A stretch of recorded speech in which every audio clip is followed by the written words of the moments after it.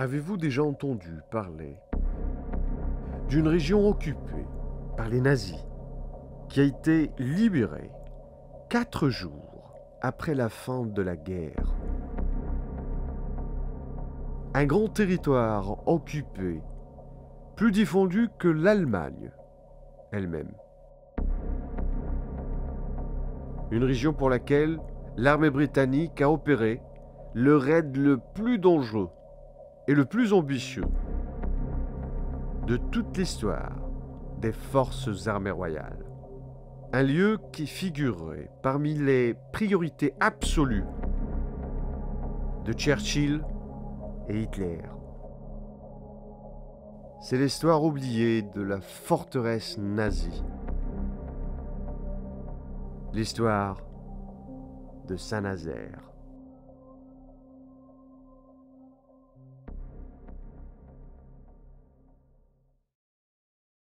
Die Jugend ist uns verschrieben und verfallen mit Leib und mit Seele. 1941. L'Allemagne nazie domine la majeure partie de l'Europe occidentale.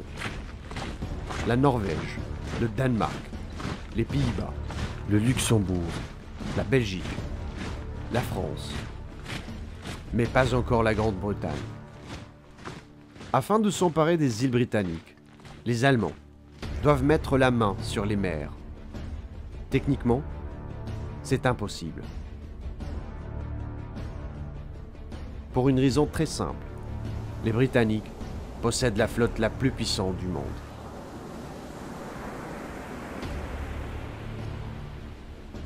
Pour affronter cet obstacle, die Kriegsmarine, la marine allemande, au lieu de dominer la surface de la mer, elle décide de passer dessous. Ils détiennent l'instrument qui peut changer les règles du jeu.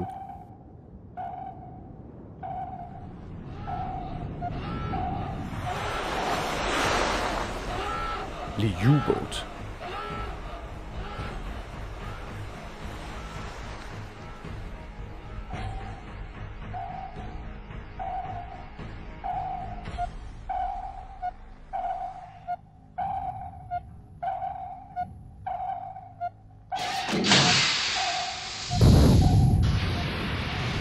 Ces tueurs silencieux, surnommés les loups de l'Atlantique, ont réussi à couler 4 millions de tonnes de navires britanniques, rien qu'en 1941.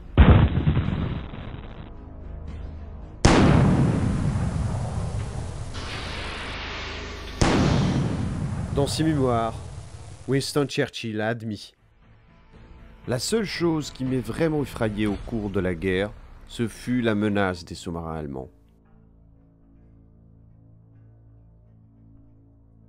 Mais il y a encore un autre cauchemar pour les Britanniques. Une forteresse flottante de 52 000 tonnes d'acier, nommée le Tirpitz.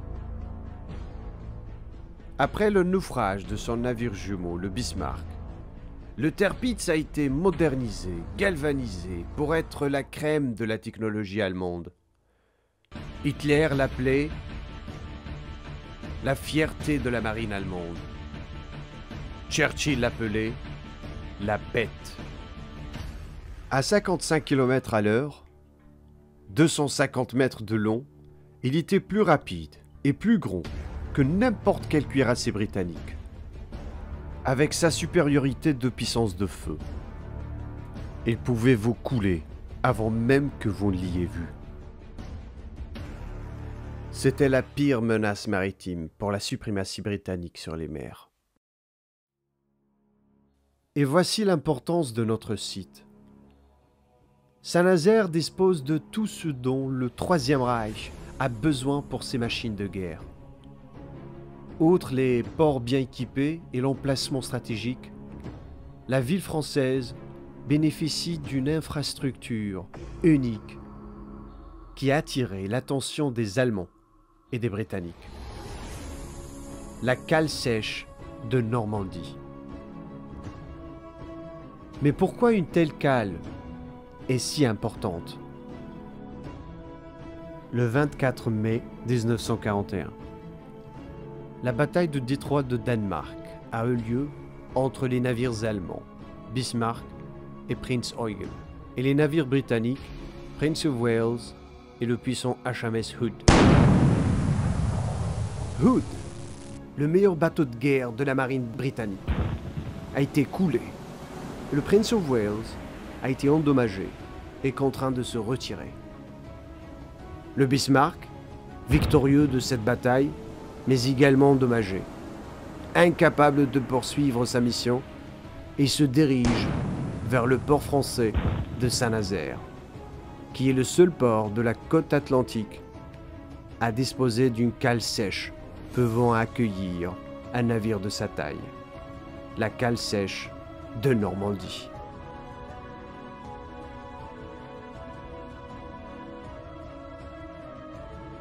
« 350 mètres de long, 50 mètres de large et 16 mètres de profondeur. C'est une structure vitale pour les Allemands. Mais malheureusement pour le Bismarck, il a été intercepté par les Britanniques et coulé avant d'atteindre Saint-Nazaire.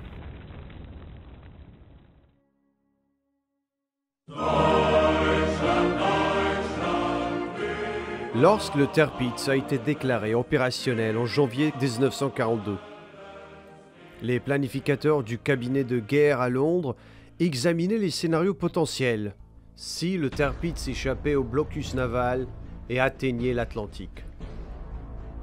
Ils sont arrivés à la conclusion que si la cale sèche de Saint-Nazaire n'était pas disponible, les Allemands ne risquaient probablement pas d'envoyer le Tirpitz dans l'Atlantique. Pour éviter le sort de son navire jumeau, le Bismarck.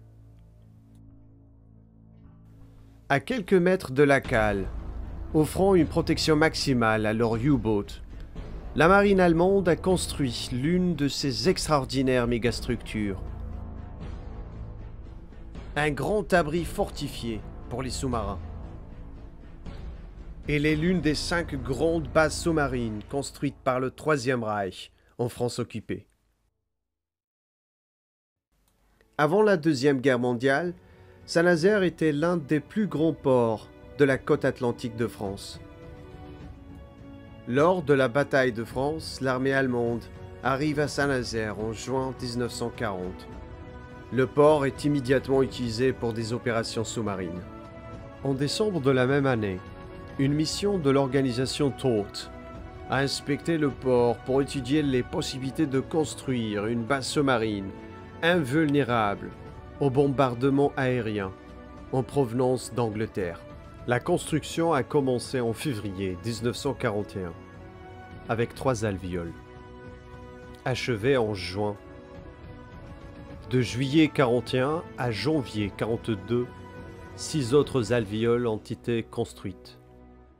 Et entre février et juin 1942, les travaux ont finalement été achevés par la construction de 5 autres alvéoles et une tour.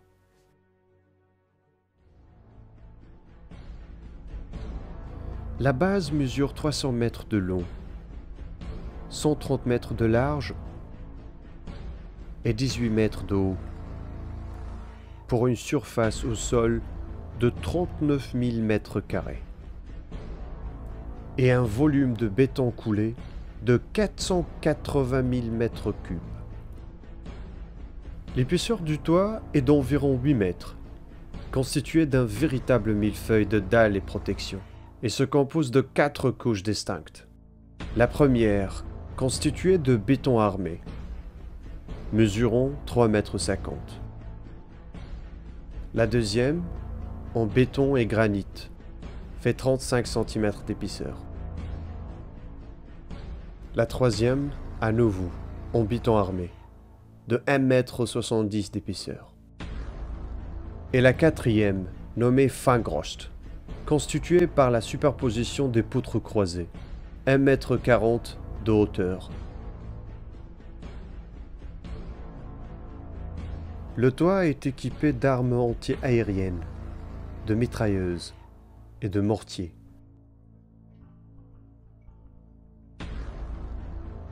La base offre 14 alvéoles sous-marines. 92 mètres de long et 11 mètres de large, chacune accueillant 2 sous-marins.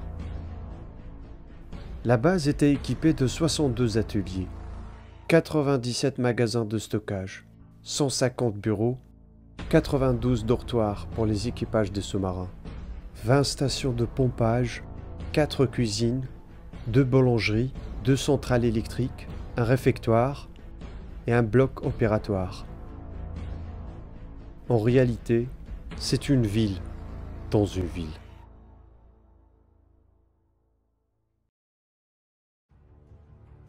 Les Allemands et les Anglais réalisent l'importance de site pour l'issue de la guerre.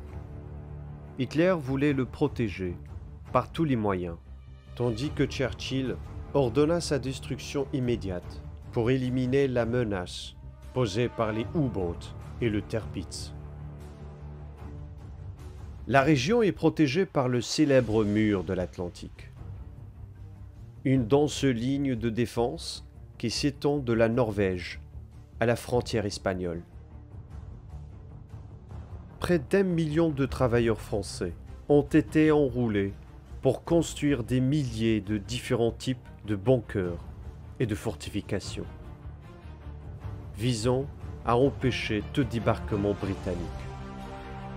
Malgré toutes ces défenses, cela n'a pas empêché Churchill d'utiliser toutes les ressources nécessaires à sa disposition pour mettre les infrastructures de Saint-Nazaire hors service, comme l'option de bombardement aérien, qui n'a eu aucun effet significatif, soit en raison des fortifications installées par les nazis, soit du manque de précision, et donc la plupart des bombes tombent sur les maisons civiles. En conséquence, la ville de Saint-Nazaire a été rasée à la fin de la guerre. L'autre option était l'assaut naval, qui fut également infructueux en raison de l'artillerie côtière du mur de l'Atlantique et des milliers de mines marines éparpillées le long de la côte. Ces échecs incitent les Britanniques à agir rapidement et surtout à changer de tactique avant qu'il ne soit trop tard pour l'Empire britannique. Le 27 mars 1942, ils traversèrent la Manche jusqu'à la côte atlantique de la France. Le Campbelltown enfonce cette porte à toute vitesse et s'y coince fermement. Les commandos à bord débarquent et se mettent à l'abri d'une couverture aérienne. Le navire explose, détruisant la porte. Une autre force de commandos atterrit pour détruire les machineries et autres structures basées dans le bâtiment, juste à côté. Ils détruisaient autant de cibles que possible, puis se retiraient sur les embarcations d'où ils venaient. Mais malheureusement, la Royal Air Force n'a pas pu fournir de couverture aérienne en raison du mauvais temps ce jour-là. Pour aggraver les choses, les tirs allemands ont coulé, incendié, ont immobilisé pratiquement tous les bateaux destinés à ramener les commandos en Angleterre. Alors les commandos se sont frayés un chemin à travers la ville pour s'échapper par voie terrestre. Mais beaucoup se sont rendus lorsqu'il manquait de munitions ou étaient encerclés par la Wehrmacht défendant Saint-Nazaire. Sur les 611 hommes qui ont entrepris l'opération, 128 sont retournés en Grande-Bretagne, 169 ont été tués et 215 sont devenus prisonniers de guerre. Les pertes allemandes comprenaient plus de 360 morts, dont certains ont été tués après l'opération, lorsque le Campbelltown a explosé. Et de nombreux ouvriers français sont morts aussi. L'opération Chariot a été un énorme succès pour les Britanniques, mais une pure humiliation pour les nazis. Au sein des cercles militaires britanniques, l'opération a été appelée le plus grand de tous les raids. Pour reconnaître leur courage, 89 membres du groupe de l'opération ont reçu des décorations, dont 5 croix de Victoria. Du côté allemand, furieux après l'opération, entre fin 1943 et début 1944, une écluse fortifiée a été construite pour protéger les sous-marins lors de leur transfert depuis la Loire et la base sous-marine. L'écluse mesure 150 mètres de long et 25 mètres de large et 14 mètres de haut, équipée d'un armement anti-aérien sur le toit. Les Allemands ont continué à renforcer toute leur défense à Saint-Nazaire. Mais fin 1943, les taux se resserraient pour les Allemands.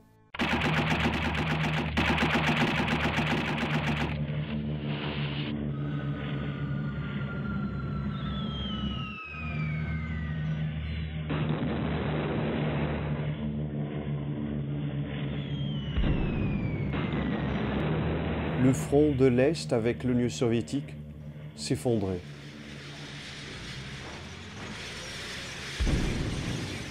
Au sud, l'Italie est tombée entre les mains des forces alliées.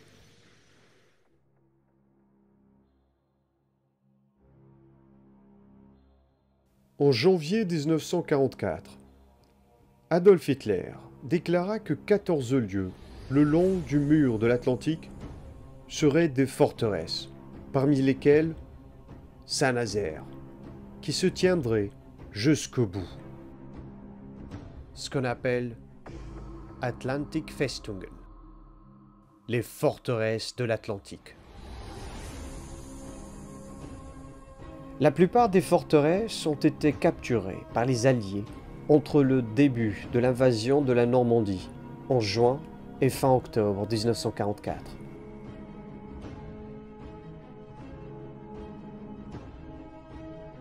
Le premier assaut sur le secteur de Saint-Nazaire a eu lieu par le nord, le 27 août, où je suis parti sur les traces du premier affrontement entre l'armée américaine et les nazis.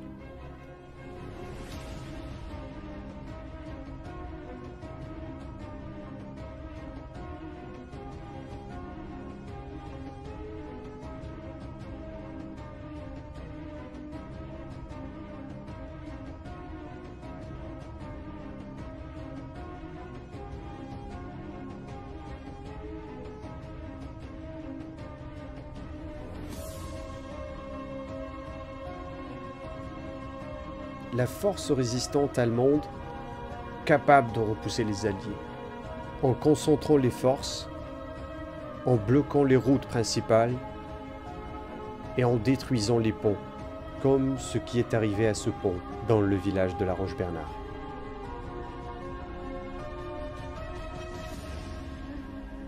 De sorte que toute la zone de Saint-Nazaire a été assiégée, créant ce qui allait être connu sous le nom de la poche de Saint-Nazaire.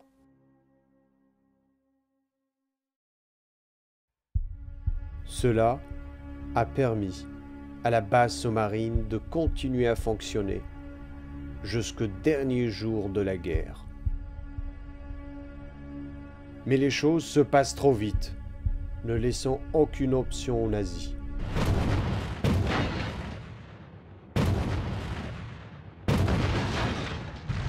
Le 2 mai 1945, l'armée rouge entre dans la capitale du Reich, Berlin.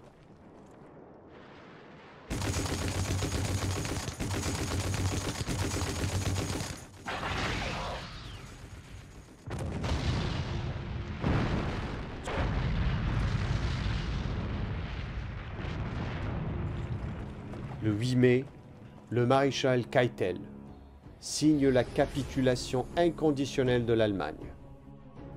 Les canons se taisent, la guerre est finie. Mais pas ici, à Saint-Nazaire, où plus de 30 000 troupes allemandes sous le commandement du général Hans Juncker, sont toujours assiégés aux côtés de quelques 120 000 civils français. Mais quel est le but de garder une partie de la France sous le contrôle allemand si l'Allemagne elle-même est perdue? Le 11 mai, 4 jours après la capitulation de l'Allemagne, le général Heinz Juncker cède la poche de Saint-Nazaire aux Alliés pour marquer la fin de la dernière forteresse d'Hitler.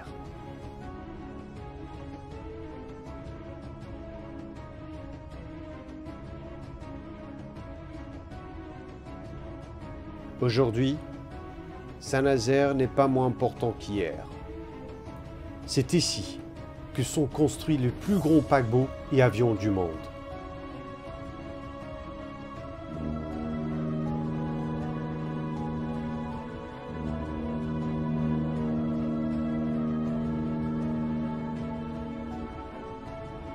Saint-Nazaire reste un lieu capital pour le monde d'aujourd'hui.